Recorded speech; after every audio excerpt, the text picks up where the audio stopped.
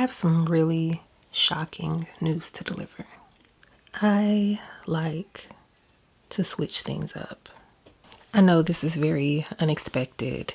This is, you know, this is just a complete surprise, a complete shock to anybody who watches this channel, and I crack myself up. If nobody else laughs, I'm laughing. In all seriousness, you may or may not have noticed how over this past year or so, I have been updating covers. I have been, sending my books through new formatting, new editing, special edition covers, all that good stuff. And it's not just for fun. Something I have neglected as an author is the opportunity to revamp and reinvent when it comes to my books. And so now I have been working towards that because I feel like it really does make a difference. And I'm going to tell you more about that.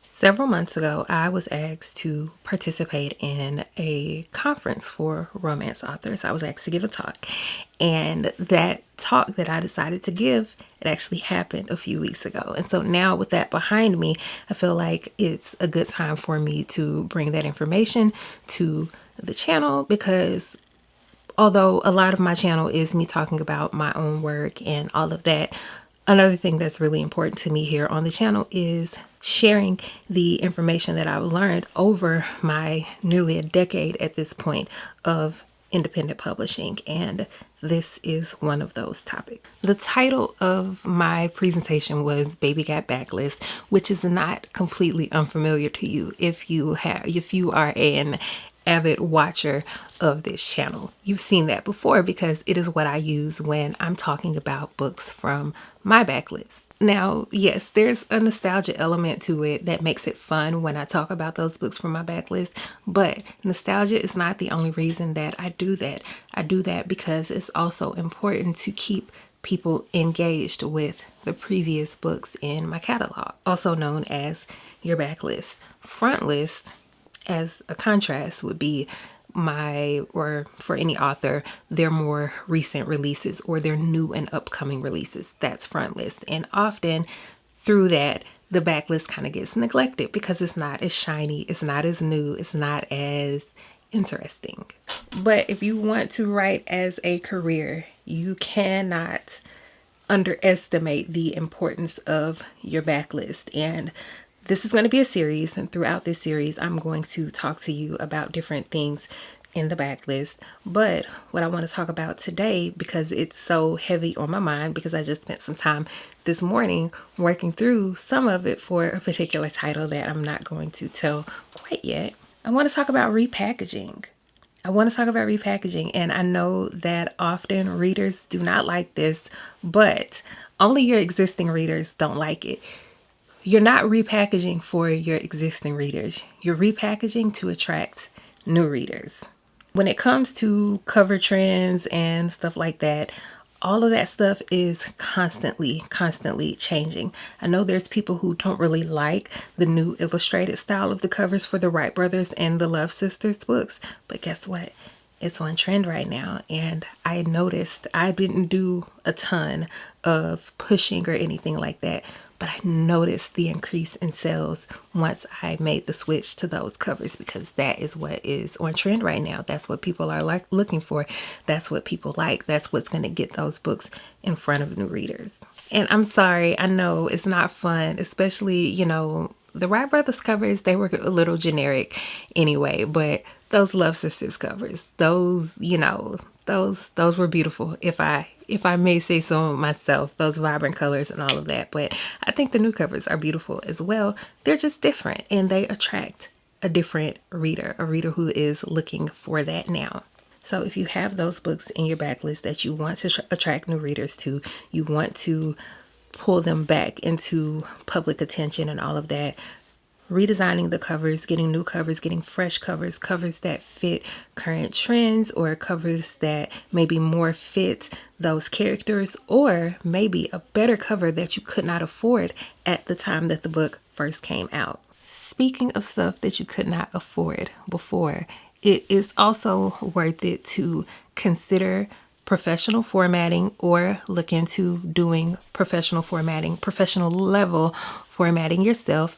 I heavily believe that formatting is something that you can do on your own, especially if you already have a Mac. Use Vellum. I'm not a Mac girl, but I use a Mac emulator. Mac and Cloud is what I use to be able to use Vellum to do all of my formatting so that my formatting is nice and neat, it's pretty, and it's most importantly consistent. Another thing, professional editing. I have 3 manuscripts with a professional editor right now.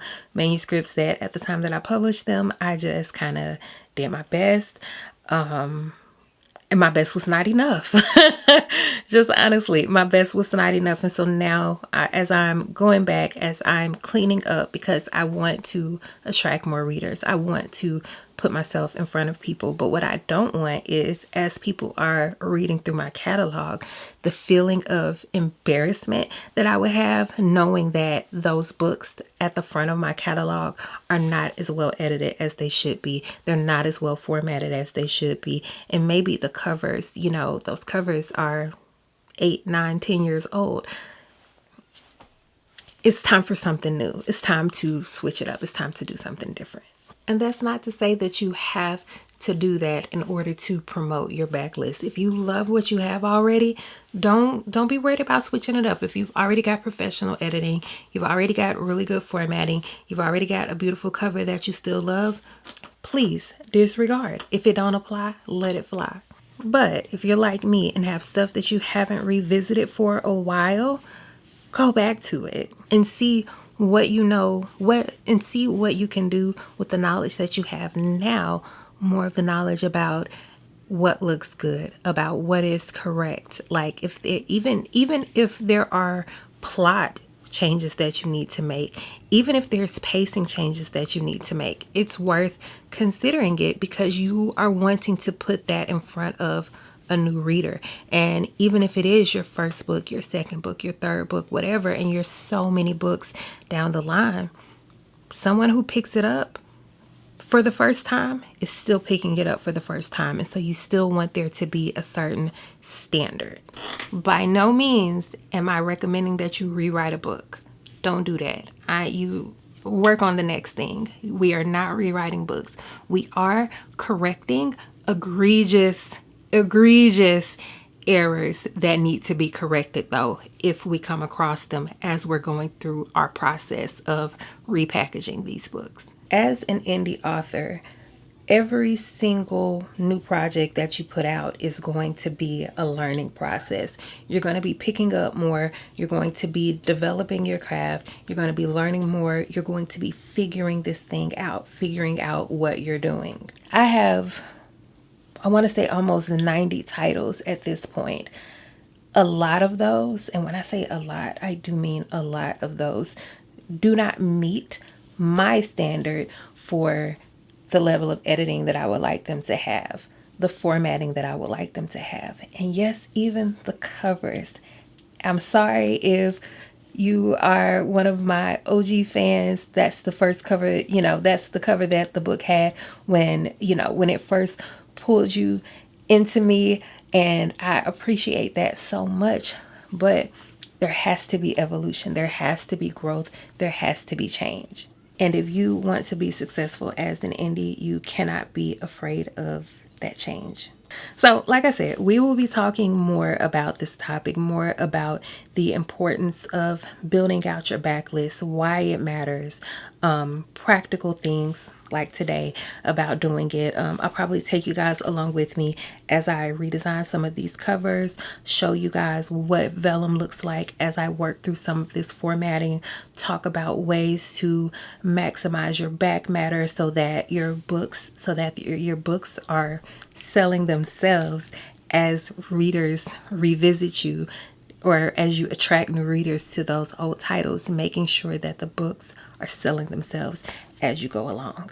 If you have any questions about building your backlist, what backlist means, all that good stuff, the best way to maximize it, all of that, please leave them below and I will do my very best to address those comments or questions throughout this series.